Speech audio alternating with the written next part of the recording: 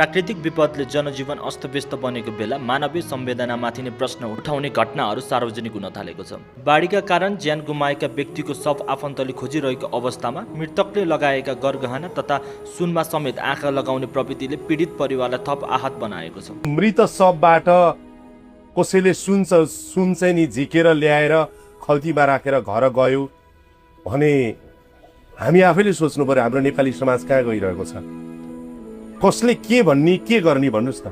हामी देशै शोकमा छौँ, तपाईँ हामी यस्तो शोकमा छौँ। मरेको शवबाट बगाएको शवबाट कसैले सुन चोर्छ।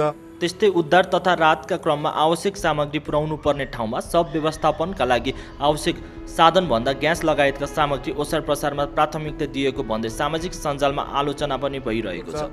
अब आफ्नै जीवन जोखिममा राखेर बगाइरहेको सिलिन्डर हामी झिक्न खोज्छौँ, बगाइरहेको काठ झिक्न खोज्छौँ, बगाइरहेको कुनै सामान झिक्न खोज्छौँ भने त्यस्तो व्यक्तिहरूलाई अहिले म यति मात्रै भन्न सक्छु, त्यो व्यक्ति जो देखिन्छ नि त्यो समाजले हेर्नुपर्छ।